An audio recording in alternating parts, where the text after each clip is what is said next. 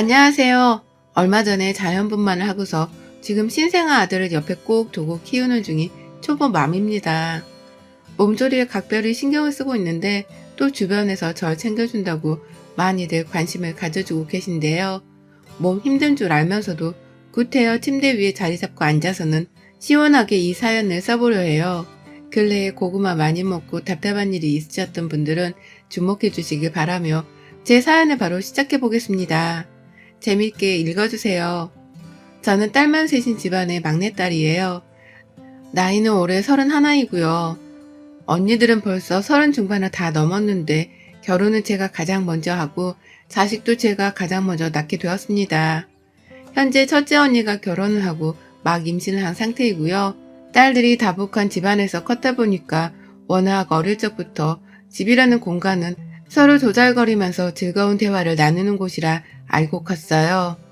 부모님께서도 이런 저희 딸들을 참 예쁘게만 바라봐 주셨고 눈높이에 맞춰서 대화를 자주 해주셨기 때문에 집안 자체의 웃음이 끊이지를 않았었습니다. 제가 다 커서 새로운 가정을 직접 만들어 보고 나니 우리 친정이 얼마나 이상적이고 화목한 가정이었는지를 뼈저리게 느낄 정도였죠.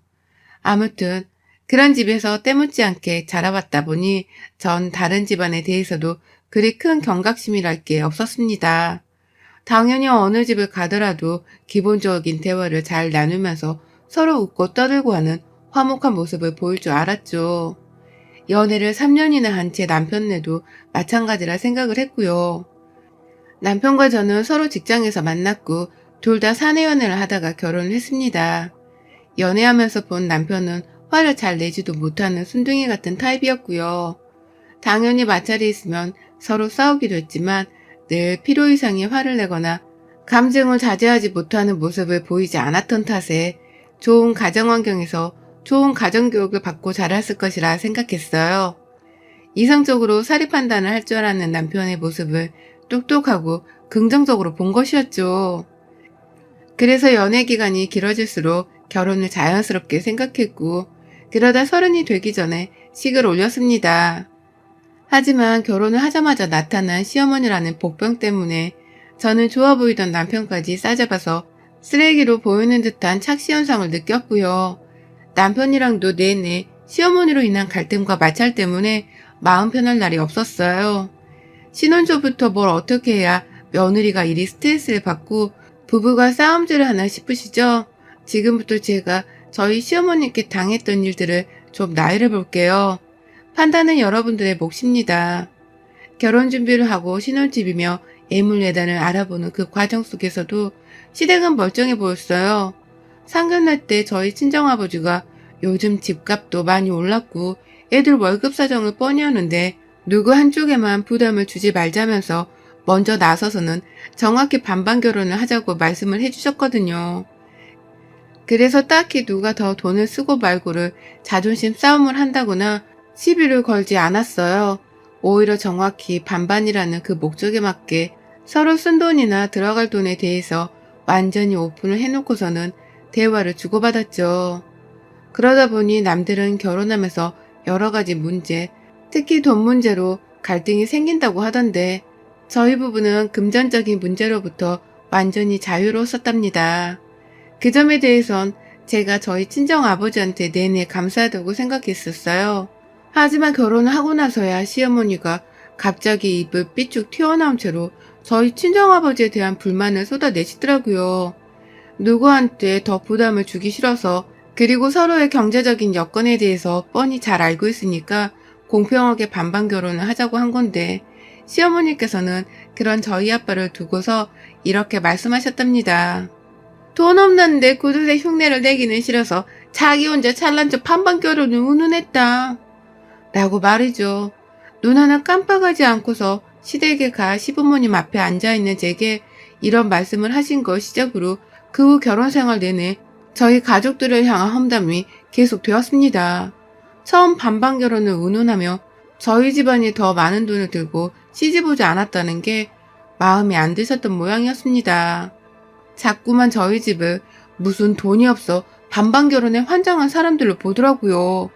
처음엔 친정아버지를 욕하시더니만 나중에는 그 옆에서 동조를 했다며 저희 엄마까지도 이상한 사람으로 만들어버리시더니 급기야 저희 언니들이 저보다 결혼을 늦게 하고 또 아이를 가지지 않고 있는 것에도 문제를 삼기 시작했답니다.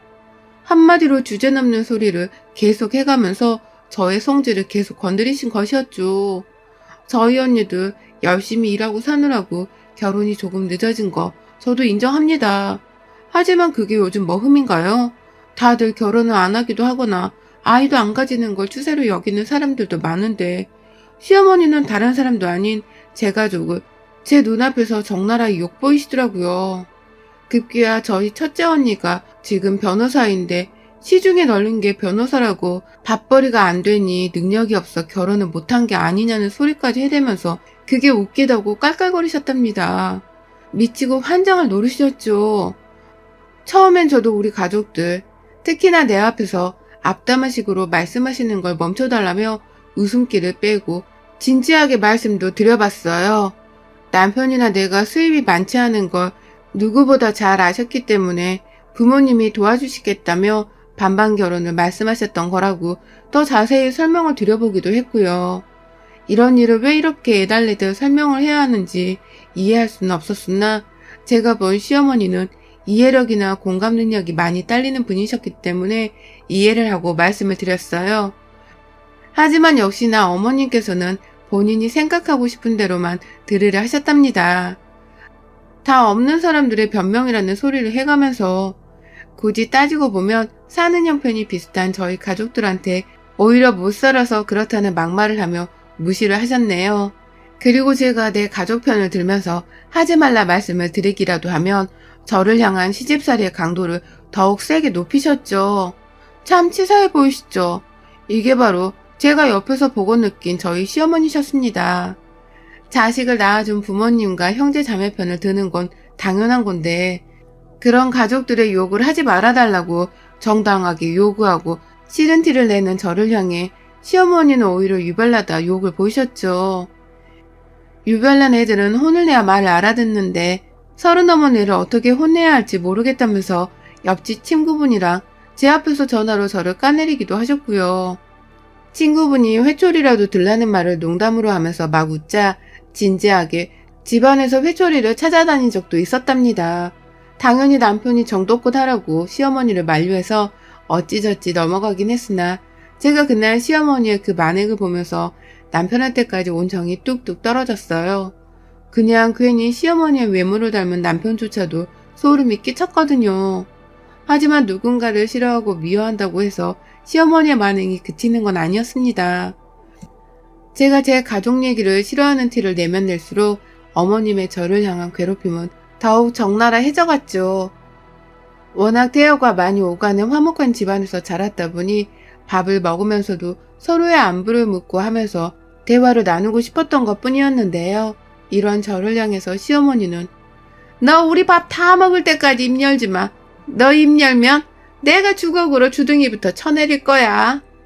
라고 하면서 윽박을 질러가며 저를 혼내킨 적도 있었어요.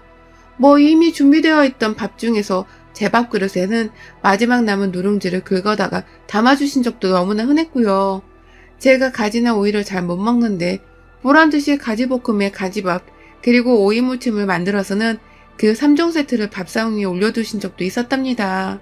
제가 미워서 그러셨다는 게 눈에 다 보이던 나머지 저도 속으로 엄청 힘들고 괴로웠어요. 밥 먹다 말고 한숨을 쉬다가 결국 남편이 외식하러 나가자며 저만 쏙 데리고 나가준 덕분에 시댁 안에서 울지는 않았지만 남편 손잡고 나가면서 길 한복판에서 대성통곡을 하기는 했답니다. 그때가 임신 초기였는데 이런 자잘한 시어머니의 괴롭힘 때문에 저 진짜 얘 잃을 뻔도 했어요. 스트레스가 너무 심했으니까요. 그래도 다행이었던 것은 제가 임신을 하기 전만 하더라도 시어머니가 저한테 모아놓은 설거지를 시킨다거나 굳이 안 해도 될 청소기를 돌리게 하는 듯 정말 별별 짓을 다 시켜가면서 시집살이를 시켰는데 임신을 했다는 사실을 알리고 난 후로는 몸으로 괴롭히는 것은 덜 하셨다는 겁니다. 그 대신 이렇게 정신적으로 괴롭히고 갈구고 핍박시키면서 더 악랄하게 절 괴롭히셨죠. 이래나 저래나 저에게는 정말 답이 없는 분이셨고요.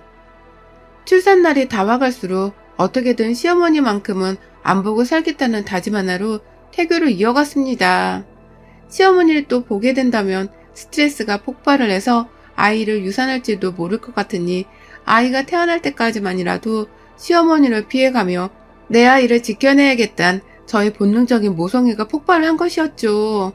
그건 옆에서 저와 제 뱃속 아이를 돌봐주는 남편도 마찬가지였고요. 그래서 결국 출산을 딱 3개월 정도 남겨두고 꼴랑 그 3개월 동안 시어머니를 피하겠다고 엄청 노력을 했어요. 다행히 제가 계속 출근을 하고 있어서 친정에 피신해 있으면서 맨날 야근을 한다고 거짓말을 둘러댔고요. 그래서 집에 오려고 하는 시어머니를 남편이랑 함께 칼같이 차단을 시켜버렸습니다. 정말 임신하고서 그게 뭔 짓이었는지 지금 생각해도 아찔하기만 해요. 얘한테 좋은 태교를 못해준 것 같아서 마음도 너무 쓰이고요. 그렇게 시어머니 한 사람을 멀리하려는 오만 짓을 다 해가면서 3개월을 버텨냈고, 그렇게 친정 식구들의 극진스러운 보호와 대접을 받아가면서 조금이라도 마음을 추스릴 수 있었습니다.